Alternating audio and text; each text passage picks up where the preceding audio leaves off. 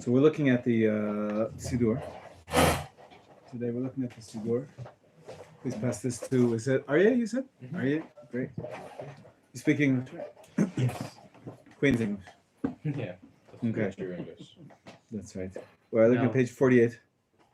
And the section, every day in the prayers, there's a custom. It says here it's on the basis of Jewish mystical tradition. It's a relatively late tradition. To daily cite the biblical passage recounting the binding of Isaac, the supreme trial of faith in which Abraham demonstrated his love of God above all other Jews. On Shabbat and Yom Tov, most omit the introductory and concluding prayers, and some just skip the whole thing at all, whatsoever. If you look at, this Parshat HaShavua, so it's a good time to study a little bit about Akedat Yitzchak. Here in the bottom, underneath the line, you have the commentary based on the ideas of Rav Kook. Rav Kook, in many different places, relates to the Akedah.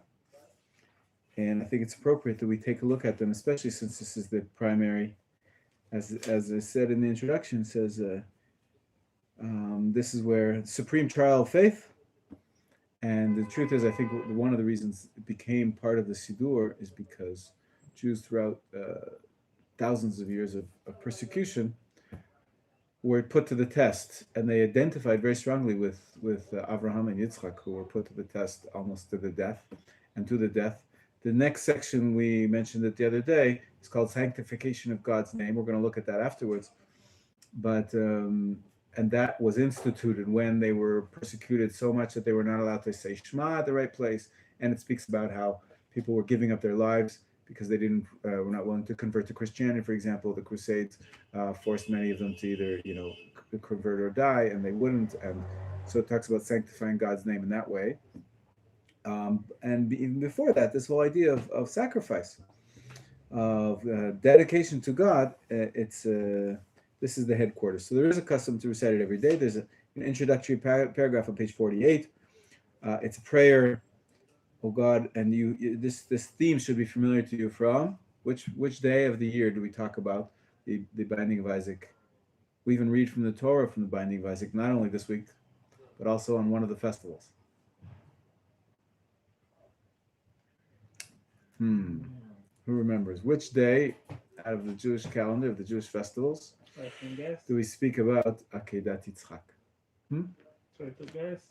You can guess, but let's do process of elimination. Is there any reason it should be a Pesach? Sukkot?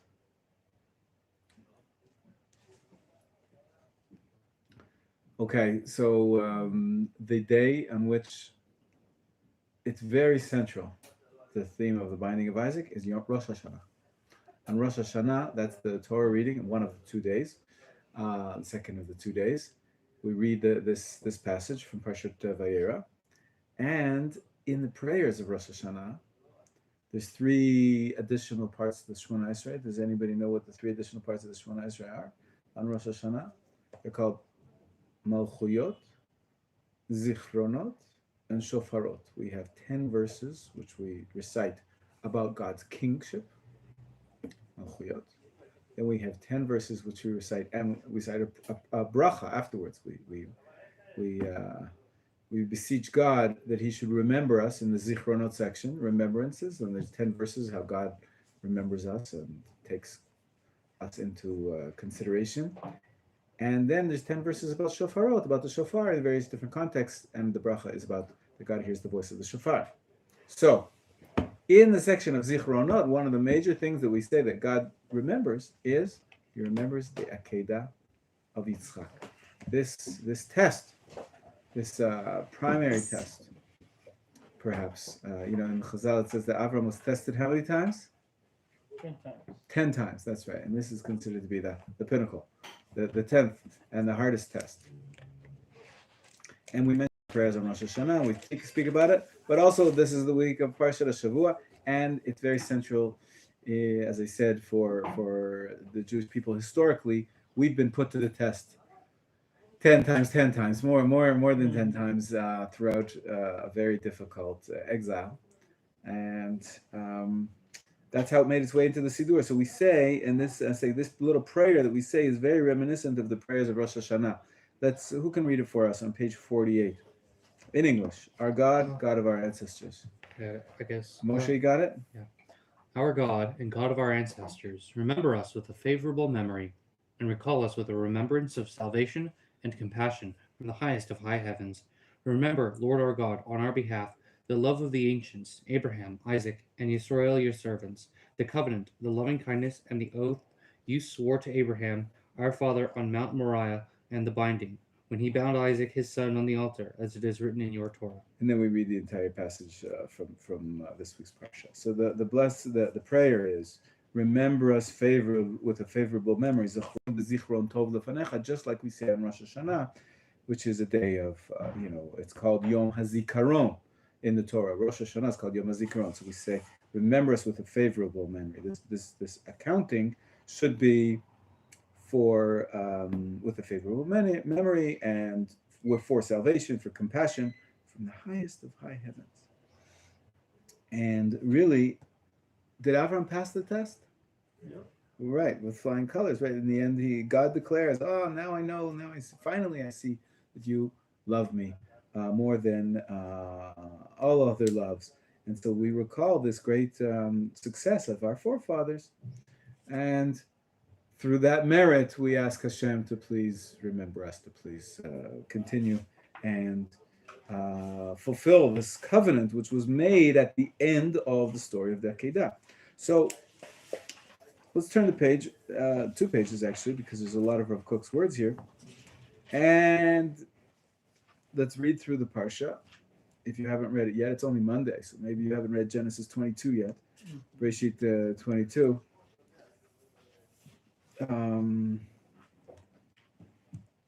Let's read some Torah. What do you say? Yeah, you ready? Good one. It's a good passage in the Torah. So page 52 at the top. You start, Moshe, and then we'll switch you up in the middle. Okay. It happened after these things that God tested Abraham. He said to him, Abraham, here I am, he replied. He said, take your son, your only son, Isaac, whom you love, and go to the land of Moriah, and offer him there as a burnt offering on one of the mountains which I shall say to you. Early the next morning, Abraham rose and saddled his donkey, and took his 2 lads with him, and Isaac his son, and he cut wood for the burnt offering. And he set out for the place of which God had told him. On the 3rd day, Abraham looked up and saw the place from afar. Abraham said to his lads, stay here with the donkey, while I and the boy go on ahead. Keep going. We will worship. Oh, okay. We will worship, and we will return to you. Okay, Arya, will you take over from there? Top page 54. Abraham took the wood for the burnt offering and placed it on Isaac his son. And he took it in his hand, the fire and the knife, and the 2 of them went together. Isaac said to Abraham, his father, Father, and he said, here I am, my son. And he said, here are the fire and the wood. But where is the sheep for the burnt offering? Abraham said. God will see to the sheep for the burnt offering, my son. The 2 of them went together. They came to the place God had told him about, and Abraham built there an altar, and arranged the wood, and bound Isaac his son, and laid him on the altar on top of the wood. He reached out his hand and took the knife to slay his son. Then an angel of the Lord called out to him from heaven. Abraham, Abraham, he said. Here I am, he said. Do not reach out your hand against the boy. Do not do anything to him. For now I know that you fear God, because you have not held back your son, your only son, from me. Okay, stop there. Will you continue it on, please? Abraham looked up, and there he saw a ram caught in the thick by his horns. And Abraham went and took the ram and offered it as a burning offering instead of his son. Abraham called the place the Lord will see. As it said, to this day, on the mountain of the Lord he will be seen. The angel of the Lord called Abraham and a second time from heaven and said, by myself I swear, declared the Lord, that because of you have done this and have not held back your son, your only son, I will greatly bless you and greatly multiply your descendants in the stars of heaven and the sand of the seashore. And your descendants shall take possession of the gates of their enemies. Through your descendants, all the nations of the earth will be blessed because of you have heed my voice. Then Abraham returned to his legs, and they rode and went together to Beersheba, and Abraham stayed in Beersheba. If that's the end of the passage, and as you can see, actually, the verse says, "Now I know that you fear God, not only that you love God."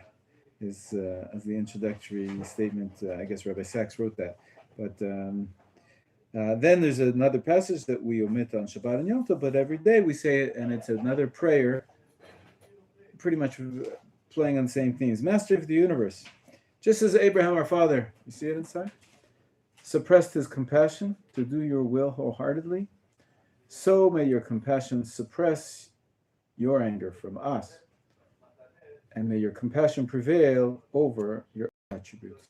So we see that Abraham overcame his natural, leaning in order to do God's will. In order, so too, God should overcome his perhaps natural leaning, which is to punish us if we do bad, and rather have his compassion prevail over the other attributes. Deal with us, Lord of God, with the attributes of loving kindness and compassion, and in your goodness, may your anger be turned away from your people, your city, your land, and your inheritance. Fulfill in us, Lord our God, the promise you made in your Torah through the hand of Moses, your servant. As it is said, I will remember my covenant with Jacob, and also my covenant with Isaac, and also my covenant with Abraham. I will remember in the land, I will remember. So this is a beautiful section.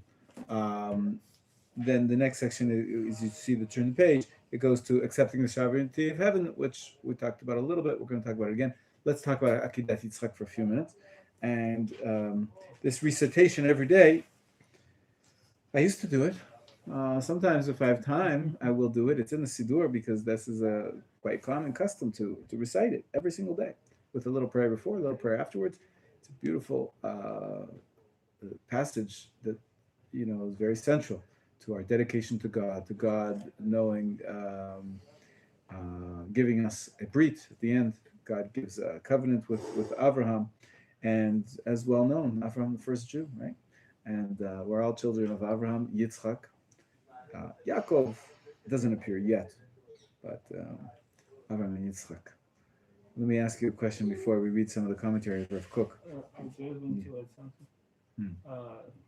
This place, like on the third day, and Abraham looked up and he saw the mountain, Yeah, the place. that's right. There's some archaeologists, they say that it's a Tayelet, the Natziv. Well, if he was coming from the south It's towards Jerusalem, it makes sense that's where he would see the Har Bayit from. Right. Yeah, The tradition is that the binding of Isaac happened on Mount Moriah. Okay. Right. No, but there you have the clear vision where he said that to the servants to stop, and he goes. Yeah, could be, It's could very well be. It's beautiful Tayelet, beautiful boardwalk. If you've been there, south of Jerusalem. It's called Armona Natziv, the palace of the. I'm sure I've driven past it in a bus, but I don't think I've ever been. Oh yeah, it's beautiful. It's just like a boardwalk and a beautiful view overlooking the Temple Mount. I got time. Let's go. One day, maybe one day this week. You should definitely go and read these verses there. I live there, so every Shabbat we go for a walk there. Very nice. Wow, beautiful. I did a wedding there not long ago.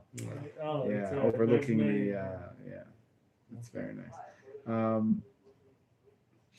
And why do we connect the binding of Isaac to Rosh Hashanah?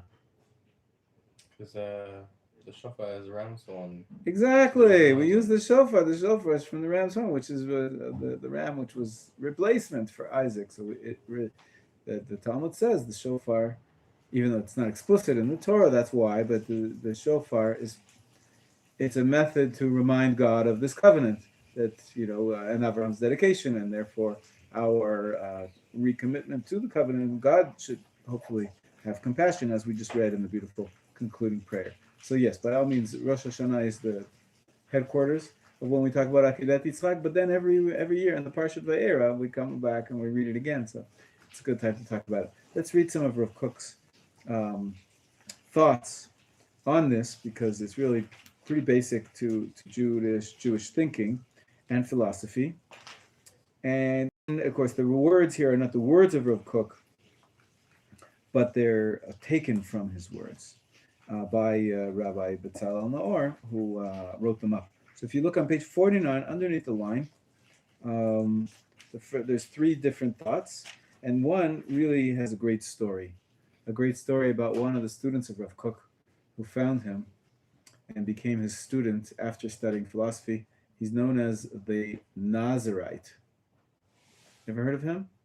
His name was David Cohen, Rabbi David Cohen, and he lived here in Jerusalem, was a student of Rav Kook, and he's the one who actually published the first major compilation of Rav Kook's words of Torah, Rav Kook's philosophy of Judaism.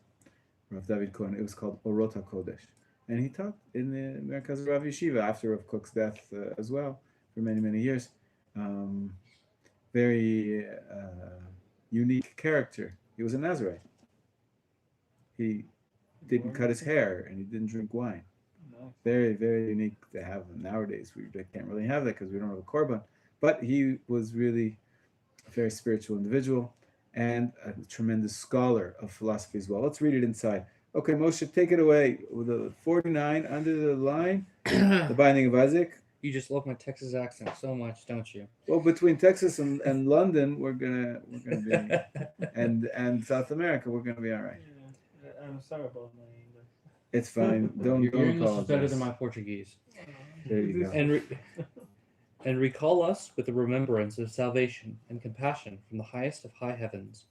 The story of how one of Rav Kook's greatest disciples and the editor of his magnum opus, Orot HaKodesh, Lights of Holiness, met the Rav, was recorded by that disciple in the preface to the book.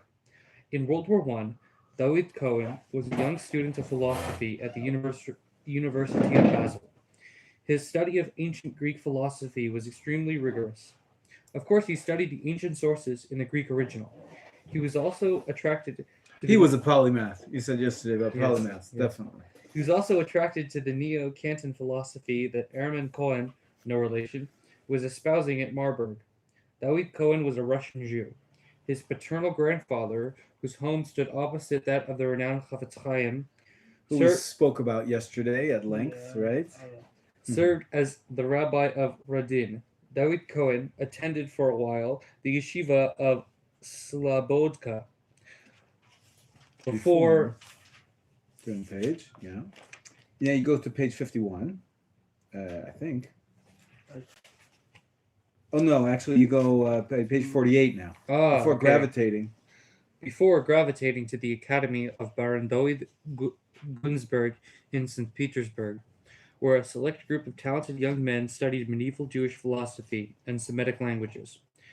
And with all this spiritual baggage, David Cohen was not satisfied. Something gnawed away at his soul, leaving him no respite.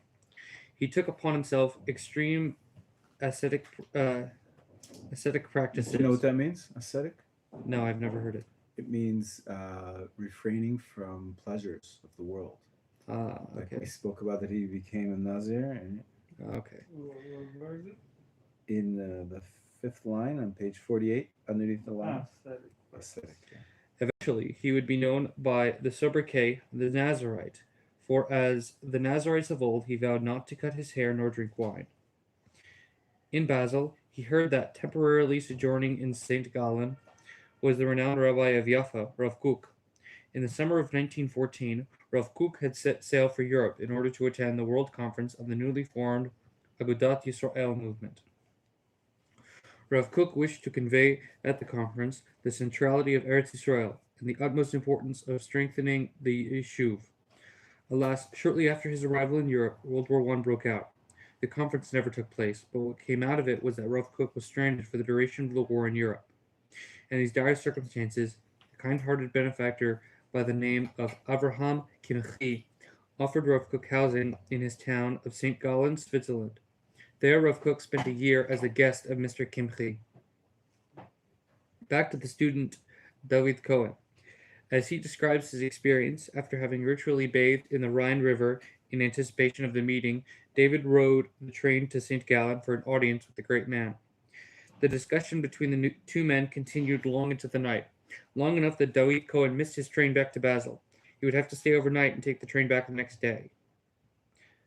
Frankly, the young student of philosophy was somewhat disappointed.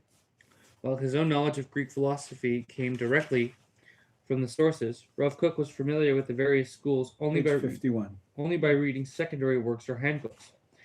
That night, the young man slept fitfully in an anxiety-ridden state.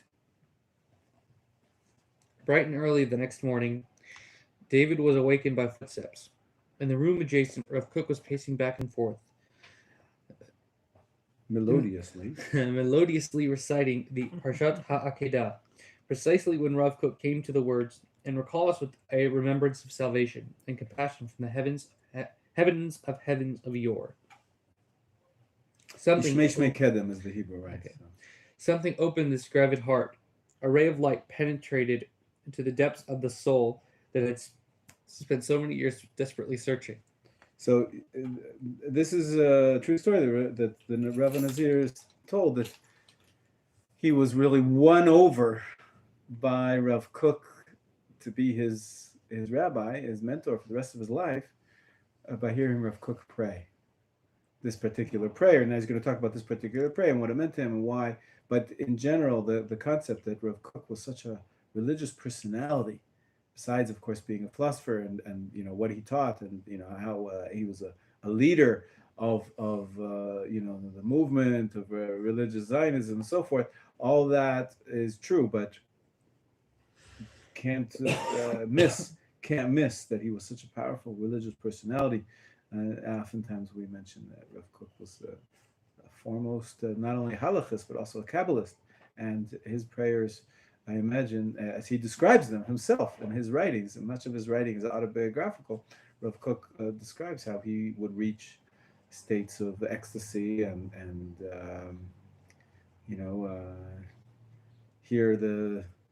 get some divine Holy Spirit or some level of prophecy, and this was really what Rav David Cohen was looking for. And so, but now the piece is going to discuss this particular prayer, praying after reading the Akedah, or before reading the Akedah, we prayed, recall us with remembrance from the heavens of heavens. What's the heavens of heavens of yore, of the ancient heavens? What does that mean? So go ahead. David Cohen. David Cohen had found much more than a professor of philosophy. He found a spiritual teacher. Eventually, Rabbi David would follow his master back to Eretz Yisrael, to Jerusalem, and together they would embark on a great project, the founding of a yeshiva unique for its time, Merkaz Harav, and the crystallization of Rav Kook's many spiritual journals into a well-organized work, Orot HaKodesh. Can you stop there for a second? Shalom Ruvain. Boker Tov. Will you continue, Aryeh? We're reading here about the Akedah on page 51. 51 from North Carolina. Ruvain, meet Aryeh from London. From London? London. Yeah. Londonian. Where in London? I'll ask later. Let me ask later. Yeah, a little later. Yeah. Okay, go ahead, Aryeh. The journey began with the words on page 50. Began with the words, Zoharnu b'Sifron Tov Lefanecha, V'Fokdenu B'Fukudat Yeshua V'Rachamim Mishmei Shmei Kedem.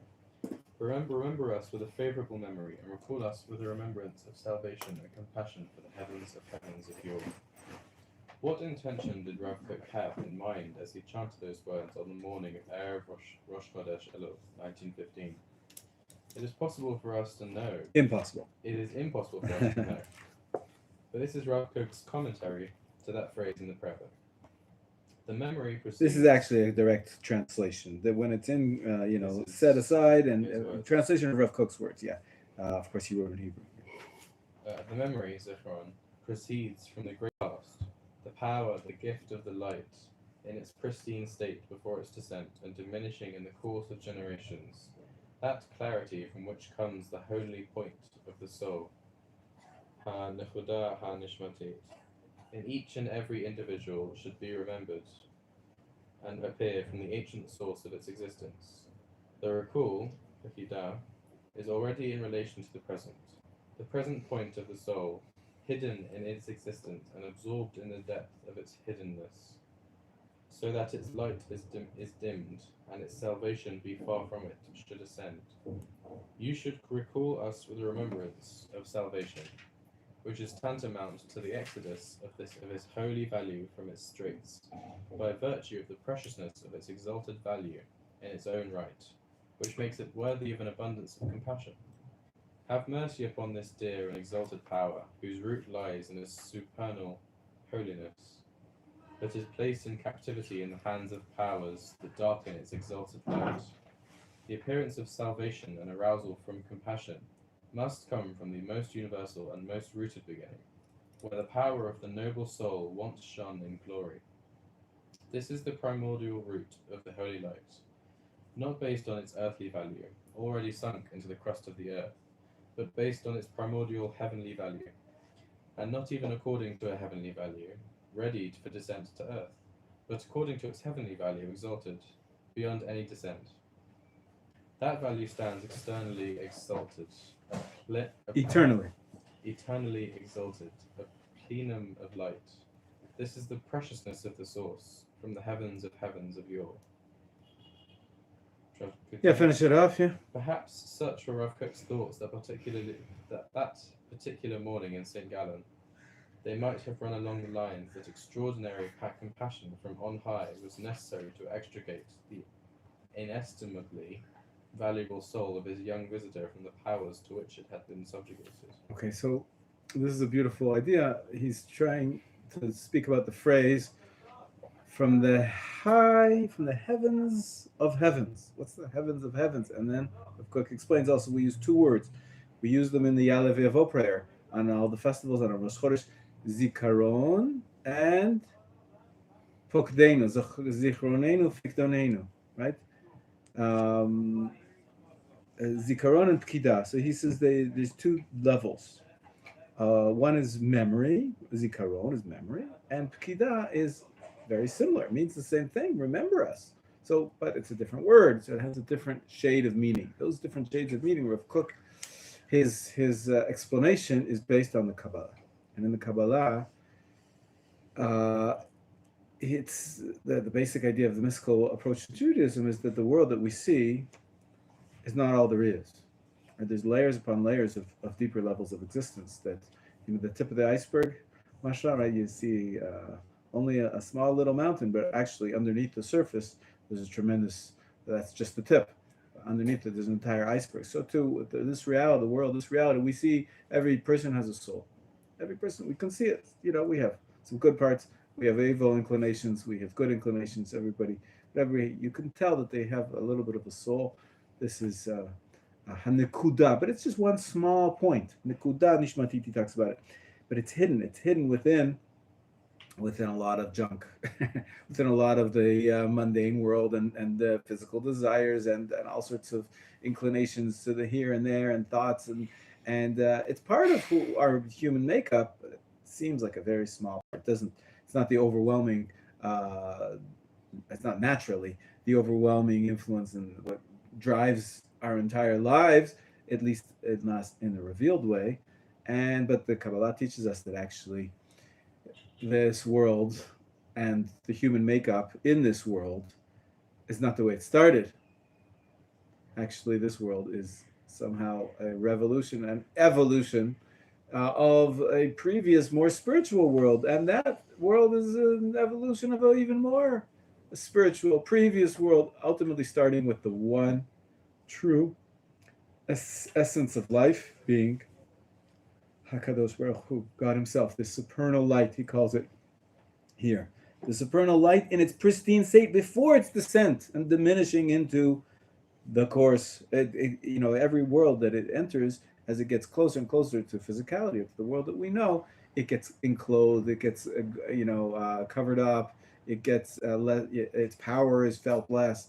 And when we referring back to, it says we want your compassion to come to us from the highest place, from the most powerful source, where it's still fully powerful, and that's the original light. So when we say Shmei Shmei Kedem, the heavens of yore, of a long time ago, that's what we're saying, that we want. We're pulling all the way. We're digging deep to get God's compassion from a place where, on the face of it, there's always God can choose to act with strict justice, or can act with compassion, but we're asking him to maybe go to the original source, where God's compassion can be stronger and overwhelm and override any other considerations that might be in the current scheme of how the current mix of how God's light is revealing itself in this world.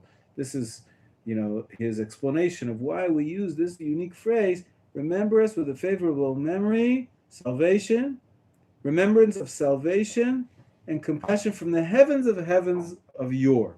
Yeah, you had a question. Yeah, so I was trying to ask, does this all mean that if a person reaches Shamayim, it's sort of like a You mean if he two-part- dies? Yeah, if Okay. a person dies and he's earned his way and he's completed his purpose, he's reached the end, and he reaches heaven before Mashiach comes and everyone comes back. Okay. Because I know that Shamayim isn't like a physical place; it's just a general Right. closeness to God. Yeah, fair. It's if you work hard enough, if you reach a certain level of spirituality, you get to be close to God, and that's like the pinnacle. That's what we want. We want to be as close to Him as possible. Right. Just like the great prophets got to get messages from Him. Does that mean if you reach this point, that there's no distraction whatsoever from the real world? Like you're on such a spiritual level, like you get the light from your superior source, and you see everything with total clarity. I believe so. There's I believe that's the idea. Yeah, that's the But idea. if that's the case, then is this clarity earned or given?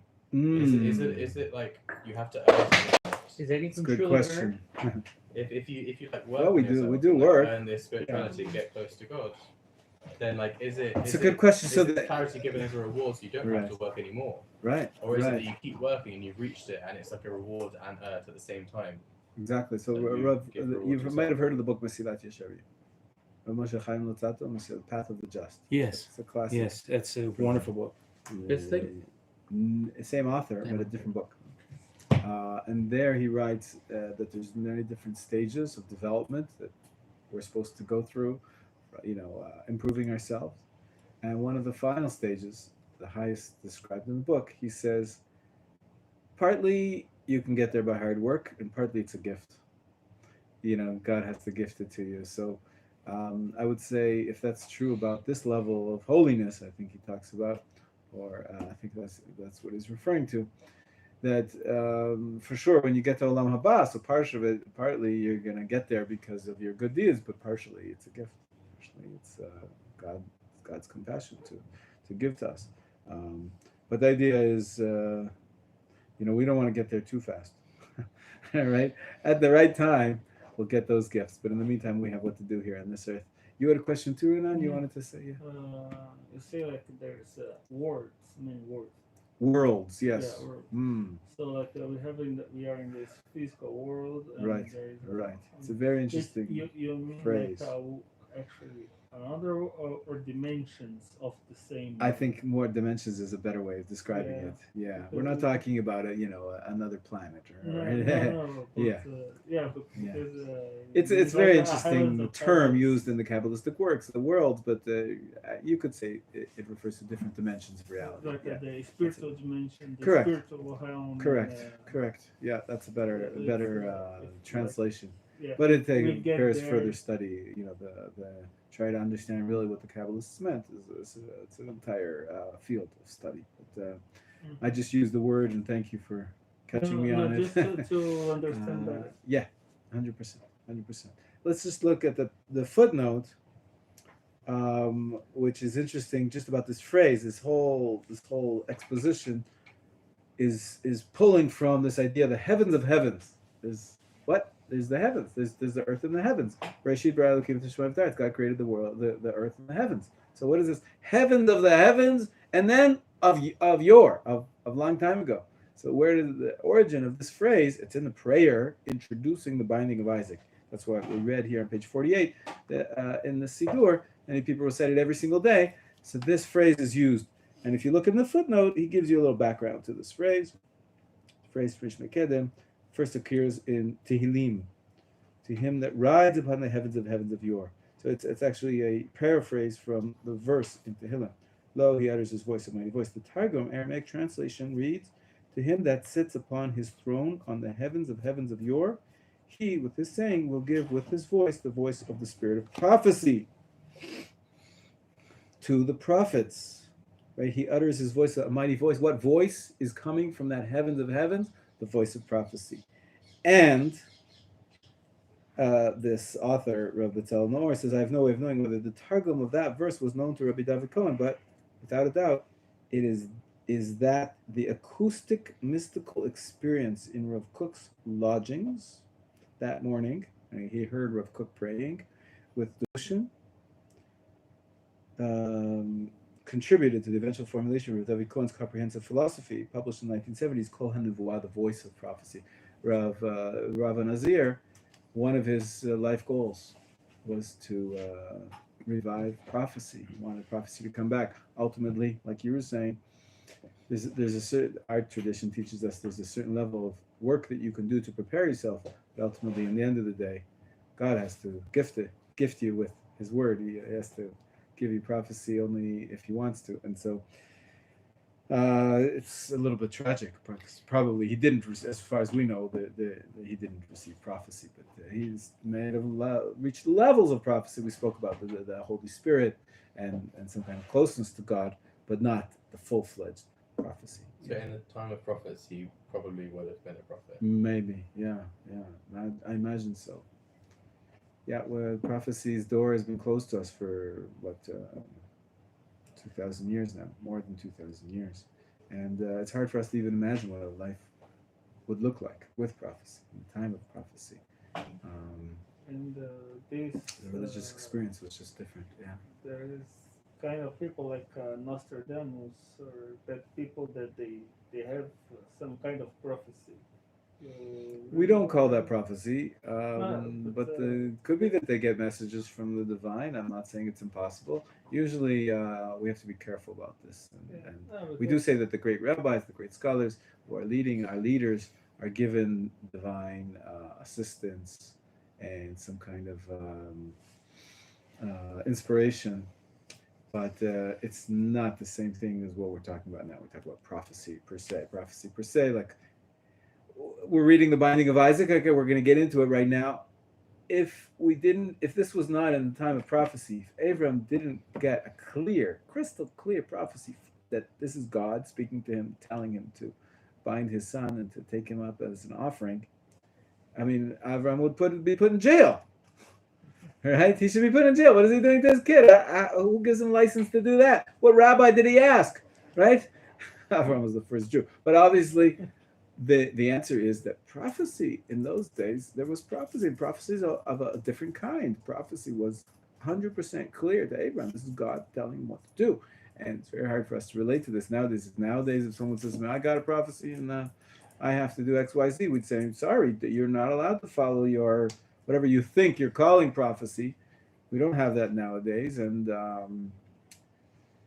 one day, maybe we'll have it again. But right now, people that think that God spoke to them in a direct way and told them to do X, Y, Z, invest in these stocks, or hopefully not murder anyone.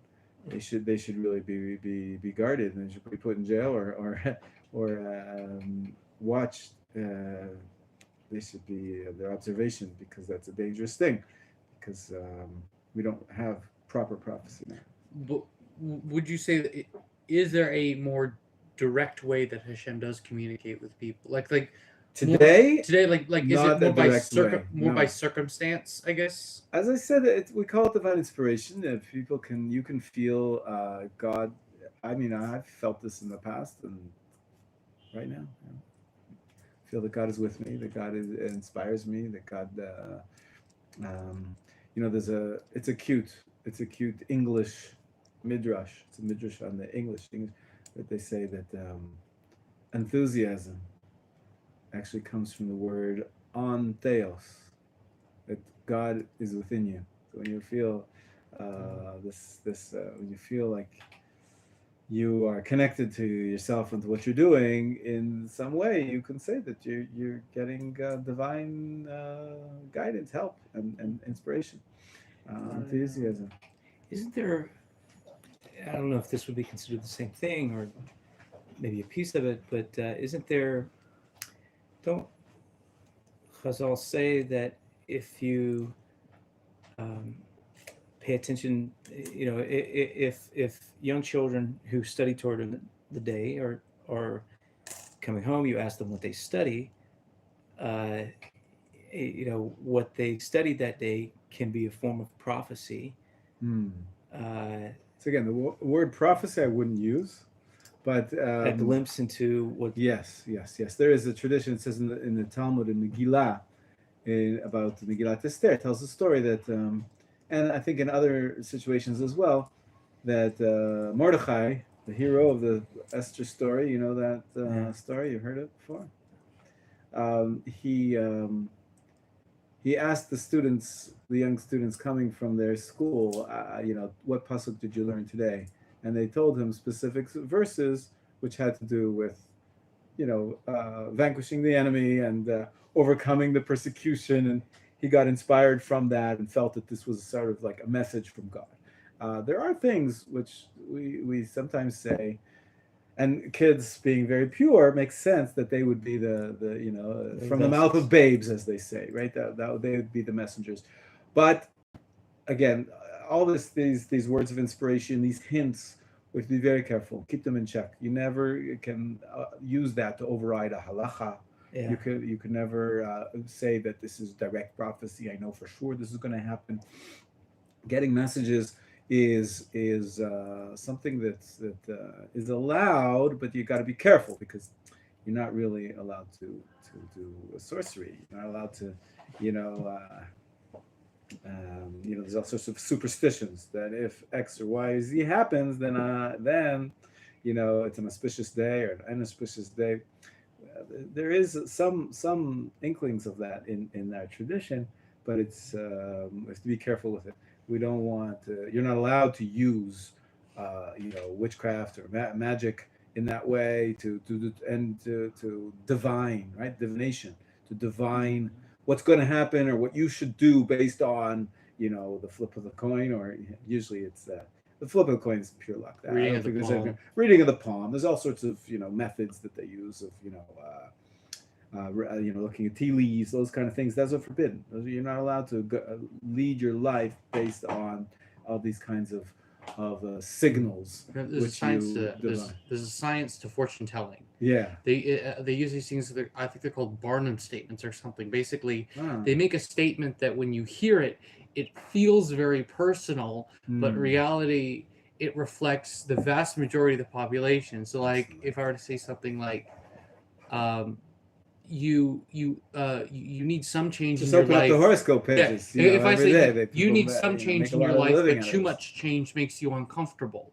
You feel like that applies to you, but who wouldn't feel like that applies to you? You're right. There's a lot of charlatans out there. Psychology of trickery. Yeah. Right. A lot of charlatans. We have the tragedy in the US. Yeah. Like many people suicide. Remember, I don't remember. There are cults. There are the cult leaders Cults, who draw people in and they influence them. And he said that he have a prophecy that. That's right. Yeah. It should be like something. So we have to be very wary of this. Spiritual, and it's a very thin line. Right. But listen, this story we just heard of Rav David Cohen. He said he had hours upon hours of deep philosophical discussion with Rav Kook about Judaism and about God, and he was not 100% convinced. And when he heard him his devoted prayer, he realized, I found myself a Rebbe, a spiritual guide. He was looking for something experiential, not only the philosophy, but I would say also it's not only the experiential, without the hours and hours of Torah discussions. When he realized Rav Kook was this great genius and religious genius. So you can't have one without the other, and if you follow only one, you're probably going to end up in the wrong place. Yeah. I can tell about my own experience. All my life, I work and study very hard to make a life for Mm. and like everything goes wrong. Oh, It's like Oh. nothing works. Like and right. everything I see that leads me to this point. It's like Wow. everything leads me to come to Israel, Wow. like to be volunteering here. And then after I met my wife, so it's like I see like the guidance Amazing. of Amazing. Hashem in like every step. It's like I cannot say that it's actually, but Right, know, right. I feel it. Sometimes we feel that, we see it. Many times it's in retrospect. We only understand later why this had to happen, because that has happened to happen. But ultimately, I think Rav Soloveitchik, he brings a metaphor. Someone goes to the museum and looks at a beautiful tapestry while hanging, and he sees the different colored threads, and to him it looks like this is chaos. It's a jumble. What this is art? Like, he's scratching his head and he doesn't understand why this is in the museum. It's like it's chaos. There's red strings and different pink and purple and brown and black all of a sudden in the middle, and it looks like nothing. It doesn't portray any picture.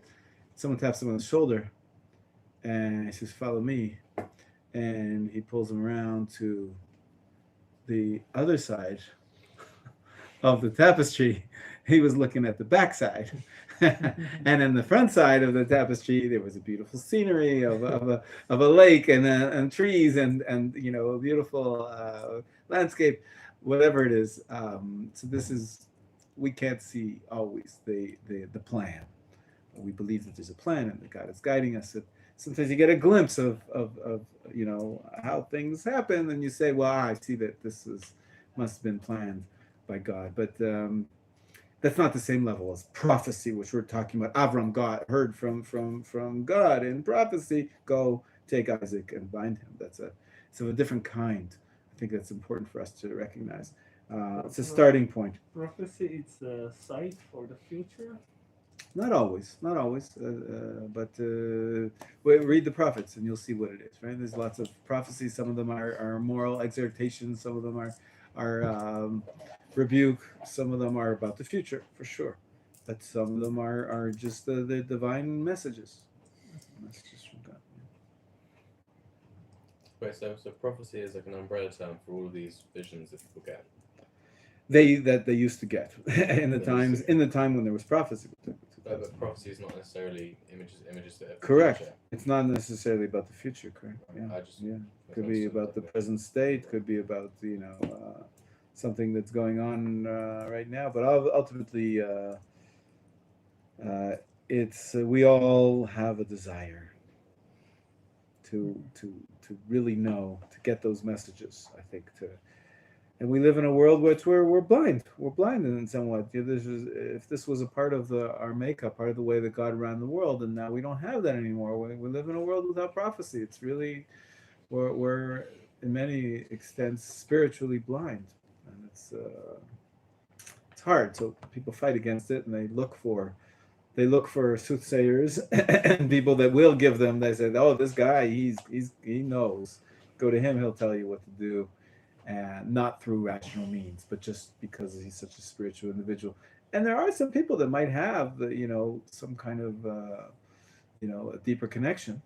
Yeah. If you're a tzaddik, we believe that you have to be a tzaddik, otherwise you could be, connecting to forces which. You're not going to find them on the side of the road asking for $100 to do a palm reading. Usually, it's not those guys. Exactly.